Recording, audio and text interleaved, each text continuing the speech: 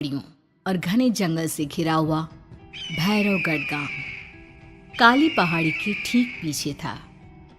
काली पहाड़ी यानी मौत का घर। भैरवगढ़ गांव तक पहुंचने का रास्ता बेहद दुर्गम था। लगभग 24 घंटे घने तूफान और तेज हवाओं की वजह से वहां के वीराने माहौल की कहानियां लोगों के दिलों को दहला देती थी। ऐसे बहुत कम लोग थे जो भैरवगढ़ गांव तक जाने की हिम्मत करते थे। लोगों का कहना था कि इस गांव के आसपास बुरी आत्माओं का साया मंडराता है।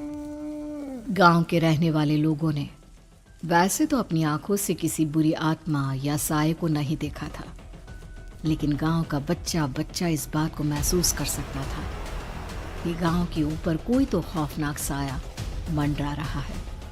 और उसकी वजह ये थी कि उस गांव में जैसे ही कोई लड़का 18 साल का होता, उसके 18वें जन्मदिन की रात ठीक 12 बजे अकस्मात उसकी मौत हो जाती। हर बार ये मौतें बड़े ही रहस्यमयी ढंग से होती और इस बार सरपंच सुमेर के बेटे को 18 साल होने में अब बस 15 दिन बाकी थे। अजी सुनते हैं, हमारा बेटा भी कुछ दिन बाद 18 साल का हो जाएगा। कहीं वो डायन उसे भी खा गई तो। कैसी बातें कर रही हो? जब वो इस गांव में ही नहीं है तो कोई भी डायन या बुरा साया उसका कैसे कुछ बिगाड़ सकता है? उसे कुछ नहीं होगा। हाँ जानती हूँ, आपने उसे पढ़ाई के बहाने इस गांव से बाहर निकाल शहर भेज दिया है, लेकिन ये भी तो सच है ना कि वो बार बार यहाँ आने की जिद करता रहता है। वो चाहे कितनी भी जिद कर ले जानकी, पर मैं उसे इस गांव में कभी वापस नहीं आने दूंगा। मैं नहीं चाहता कि गांव के दूसरे लड़कों की तरह मेरे बेटे की भी अजीबोगरीब ढंग से मौत हो जाए। कभी कभी तो लगता है कि हम सब गांव वालों को हिम्मत करके अपने गांव को इस बुरी आत्मा से छुड़वा लेना चाहिए। लेकिन कौन जानता है आखिर वो खतरनाक साया किसका है?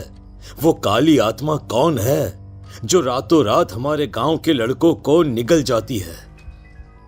सुमेर और जानकी जब ये सारी बातें कर रहे थे तब रात के लगभग 10 बज चुके थे और हर रात की तरह भैरवगढ़ गांव एक भयानक काले तूफान की आगोश में था। बाहर चल रही तेज हवाएं और बारिश के बीच कभी कभी ऐसा लगता जैसे कोई बुरी तरह से चीख रहा है। किसी के तड़पने और चीखने की आवाजें गांव के कानों में बार बार टकराती, पर वहां रहने वाले किसी भी औरत या आदमी के अंदर इतना साहस नहीं था कि वो अपने घर से बाहर कदम रख के उन आवाजों तक पहुंच सके। सो जाओ जानकी और घर के खिड़की दरवाजे कसकर बंद कर दो।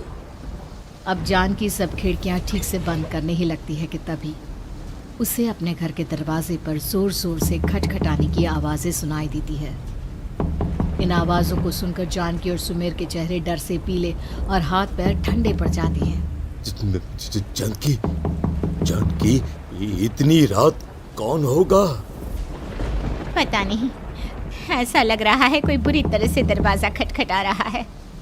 अरे हाँ, पर किसी की आवाज भी तो नहीं आ रही। क्या करूं? दरवाजा खोल लूं या नहीं?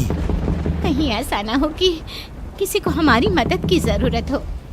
लड़खड़ाते कदमों से सुमेर दरवाजे के करीब जाता है और अपने कान को दरवाजे पर रख धीरे से आवाज देते हुए पूछता है, कौन कौन है? कौन है वहां? तभी एक बेहद डराने वाली आवाज उसके कानों से टकराती है। दरवाजा खोलो, दरवाजा खोलो, वरना आज की रात इस गांव में कोई जिंदा नहीं बचेगा।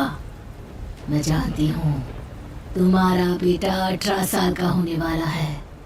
अगर उसकी जान की जरा भी परवाह है तो दरवाजा खोल दो। इस आवाज को सुनते ही सुमेर घबराकर पीछे हट जाता है और जानकी को पूरी बात बताता है। कहीं वो डायन हमारे घर तक तो नहीं पहुंच गई? अब हम क्या करेंगे? मुझे दरवाजा खोलना ही होगा जानकी। मेरे पास अब कोई रास्ता नहीं है। इतना कहकर सुमेर डर से अपनी दोनों आंखें कसकर बंद करता है और कांपते हाथों के साथ झटके से दरवाजा खोल देता है। तभी किसी के जोर से हंसने की आवाज सुमेर और जानकी को सुनाई देती है। उस आवाज को सुन दोनों दरवाजे की तरफ देखते हैं और सामने अपने बेटे राहुल को खड़ा देख दंग रह जाते हैं। राहुल के हाथ में उसका मोबाइल होता है जिसमें से वो आवाज बज रही थी। ये क्या मजाक है? और तू यहाँ, तुझे मना किया था ना गांव में आने को, समझ में नहीं आता क्या? 18 साल का होने वाला है तू। माँ, आप लोग भी पता नहीं किन अंधविश्वास भरी बातों पर भरोसा करते हैं। क्या क्या मैं अपने घर नहीं आ सकता? आप लोगों से नहीं मिल सकता?